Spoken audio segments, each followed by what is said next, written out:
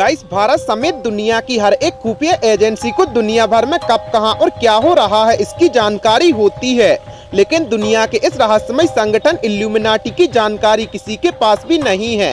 इस ग्रुप का ना कोई हेडक्वार्टर है और ना ही कोई चीफ है और ना ही कोई सदस्य है। फिर भी ये संगठन पूरी दुनिया पर कब्जा करने की तैयारी में है। ये ग्रुप इतने रहस्यमय तरीके से काम करता है कि किसी भी देश की सरकार को इसकी भनक तक नहीं लगती। कहा जाता है कि 18वीं सदी में सीक्रेट तरीके से बना ये रहस्यमय संगठन ऐसे लोगों का समूह है जो भगवान को नहीं बल्कि शैतान को मानते हैं। इस ग्रुप के लोग पूरी दुनिया में फैले हुए हैं, लेकिन इसकी जानकारी किसी को भी नहीं है। ये अक्सर अपनी सीक्रेट गतिविधियों से दुनिया के बड़े फैसलों पर प्रभाव डालने की कोशिश करते हैं। इस ग्रुप के लोग खुफिया तरीके से मीटिंग करते हैं और रहस्यमय तरीके से दुनिया बदलने की कोशिश करते हैं।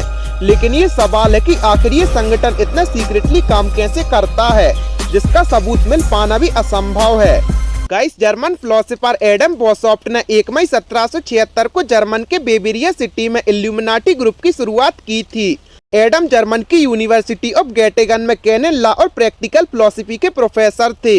वो अपनी खुशहाल जिंदगी जी रहे थे, लेकिन साथ ही साथ उनके अंदर एक नई दुनिया बसाने का सपना भी पल रहा था। दरअसल प्रोफेसर एडम को अक्सर लगता था कि लोग कैथोलिक सोच और चर्च के नियम कानून के चलते अपनी जिंदगी खुलकर नहीं जी पा रहे हैं। बस यहीं से उन्हें एक ग्रुप बनाने का विचार आया जो बिना नियम कानून के जिंदगी जीने का एक नजरिया देगा। गाइस, कहा जाता है कि एडम बोसॉफ्ट ने 1776 में एक सीक्रेट मीटिंग रखी, जिसमें उन्होंने एक नई सोसाइटी बनाने के संबंध में लोगों के समक्ष अपने विचार रखे थे। इस दौरान मीटिंग में उनकी यूनिवर्सिटी के 5 लोग भी शामिल थे। इस दौरान इस मूड पर गहन विचार विमर्श हुआ और सबकी सोच मिलने के बाद इल्यूमिनाटी ग्रुप की शुरुआत हुई। 5 लोगों के साथ शुरू हुआ ये सिलसिला देखते ही देखते 100 लोग पार कर गया। 1 साल के भीतर ही करीब 3000 लोग इस ग्रुप में जुड़ चुके थे। गाइस, इस ग्रुप के संस्थापक एडम बोसॉफ्ट ने इसे इल्यूमिनाटी नाम दिया था। इल्यूमिनाटी एक लैटिन शब्द है जिसका हिंदी में अर्थ है ऐसे लोग जो दूसरों से ज्यादा ज्ञानी होने का दावा करते हैं। एडम ने धार्मिक नियमों के बिना जीने वाले लोगों के लिए कुछ नियम भी बनाए थे। इनमें से एक नियम, ग्रुप से जुड़े लोग भगवान के खिलाफ होकर शैतान लूसीफर की पूजा करेंगे।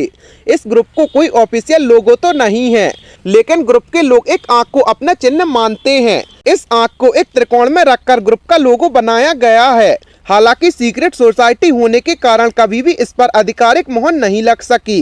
गाइस, शैतान की पूजा करने वाले इस ग्रुप के लोग धीरे धीरे भगवान को मानने वालों के खिलाफ होने लगे और उनके साथ बुरा व्यवहार करने लगे।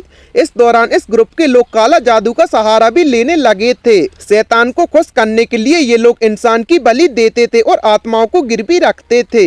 इस दौरान जो लोग ऐसा करते थे, इल्यूमिनाटी ग्रुप के लोग उन्हें सर्वश्रेष्ठ समझते थे। इतना ही नहीं, इस ग्रुप के लोगों के लिए आत्महत्या करना भी मामूली सी बात बन गई थी। गाइस, सन 1780 में जर्मन सरकार ने समाज के लिए खतरा बताते हुए इस ग्रुप को बैन कर दिया था। इस दौरान इसके संस्थापक एडम बोसॉफ्ट को यूनिवर्सिटी के प्रोफेसर के पद से हटाने के साथ ही उन्हें शहर से भी बेदखल कर दिया गया था, ताकि वो दोबारा इस तरह की कोई सोसाइटी ना बना सके। इसके कुछ सालों बाद एडम ने दूसरी यूनिवर्सिटी में नौकरी शुरू कर दी और आम जिंदगी जीने लगा। 18 नवंबर 1830 को एडम बोसॉफ्ट की मौत के बावजूद दुनिया भर में फैल चुके इल्यूमिनाटी ग्रुप के मेंबर्स लगातार काम कर रहे थे। गाइस, कहा जाता है कि अमेरिकी राष्ट्रपति जॉन एफ कैनेडी की हत्या भी इसी ग्रुप के लोगों ने करवाई थी। 22 नवंबर 1963 में हुए जॉन एफ कैनेडी की हत्या आज भी एक रहस्य है। बताया जाता है कि कैनेडी की हत्या से ठीक पहले एक संदिग्ध महिला के हाथ में कैमरे की तरह दिखने वाली एक पिस्तौल थी। ये लेडी कौन थी और कहां से आई थी, ये आज भी एक रहस्य है। बाद में इस महिला को द बबूसक लेडी के नाम से पहचान मिली।